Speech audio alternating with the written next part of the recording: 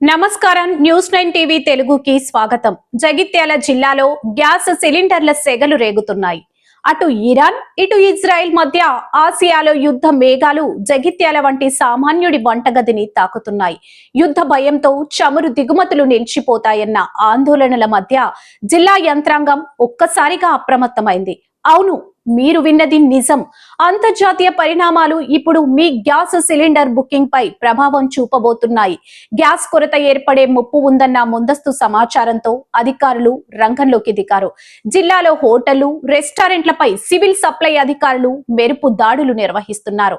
సామాన్యుడి నోటికాడి ముద్దను లాగేస్తూ డొమెస్టిక్ గ్యాస్ సిలిండర్లను అక్రమంగా వాడుతున్న హోటల్ యజమానుల గుండెల్లో రైళ్లు పరిగెత్తిస్తున్నారు. ఇప్పటికే జగిత్యాల వ్యాప్తంగా నిర్వహించిన దాడుల్లో దాదాపు 20కి పైగా డొమెస్టిక్ సిలిండర్లను అధికారులు స్వాధీనం చేసుకున్నారు. ఎక్కడ చూసినా గృహ వినియోగ గ్యాస్ ను కమర్షియల్ అవసరాలకు మళ్లించడంపై అధికారులు ఉక్కు పాదం మోపుతున్నారు.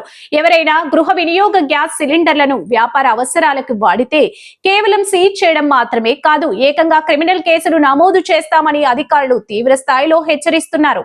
ఇక జిల్లా ప్రజలకి మరో బిగ్ షాక్.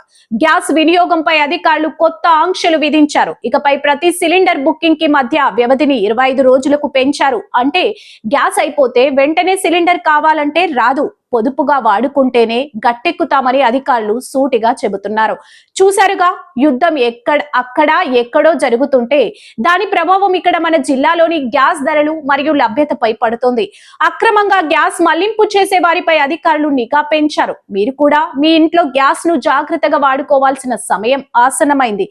ప్రస్తుతం నెలకొన్న పరిస్థితులు ఇరాన్ యుద్ధం జరుగుతుంది కాబట్టి ఈ విషయంలో మనకు మేజర్గా గల్ఫ్ దేశాల నుండి మనకు చమురు కానీ పెట్రోల్ కానీ డీజిల్ కానీ వస్తున్నది కాబట్టి అటుండి రావడం కొంత షార్టేజ్ అనేది ఏర్పడుతున్నది.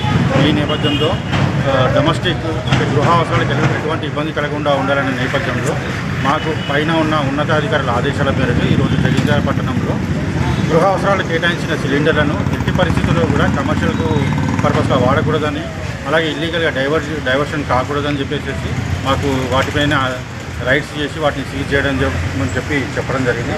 ఆ నేపథ్యంలో మేము ఈరోజు సివిల్ సప్లైస్ అధికారులను మూకుమ్మడిగా పలు హోటళ్ళు, రెస్టారెంట్లు మరియు ఇల్లీగల్ హోటళ్లపై దాడి చేయడం జరిగింది. సుమారు ఇప్పటి వరకు 20 డొమెస్టిక్ సిలిండర్లను సీజ్ చేయడం జరిగింది. ఇవి ఇప్పటితో ఆపకుండా ఇవి కంటిన్యూగా చేస్తాము. కమర్షియల్కు డైవర్షన్కు ఎవరికి ఇచ్చినా వాళ్ళ మీద కేసులు చేస్తాము. అవసరమైతే క్రిమినల్ కేసు కూడా నమోదు చేయడం జరుగుతుంది. అలాగే గృహ అవసరాల సిలిండర్లను కూడా పొదుపుగా వాడుకోవడం జరుగుతుంది. ఇజ్రాయెల్ మధ్య జరుగుతున్న యుద్ధం కారణంగా మన భారతదేశంపై ప్రభావం చూపుతుందనడానికి ఇదే నిదర్శనం. గత 2 రోజులుగా సిఎన్జి మరియు ఎల్పిజి గ్యాస్ కొరత చాలా స్పష్టంగా కనపడుతుంది. దీనివల్ల వినియోగదారులు చాలా ఇబ్బందులకు గురవుతున్నారు. ప్రభుత్వము వెంటనే ఈ సమస్యపై చొరవ చూపాలని విన్నవించుకుంటున్నారు. కెమెరామెన్ కళ్యాణ్తో గంధే వెంకటేష్, న్యూస్ 9 టీవీ, కర్మన్ఘట్. లేదంటే రాబోయే రోజుల్లో గ్యాస్ కోసం క్యూ కట్టక తప్పని పరిస్థితి కనిపిస్తుంది. ఇలాంటి మరిన్ని అప్డేట్స్ కోసం చూస్తూనే ఉండండి న్యూస్ 9 టీవీ తెలుగు. జై హింద్.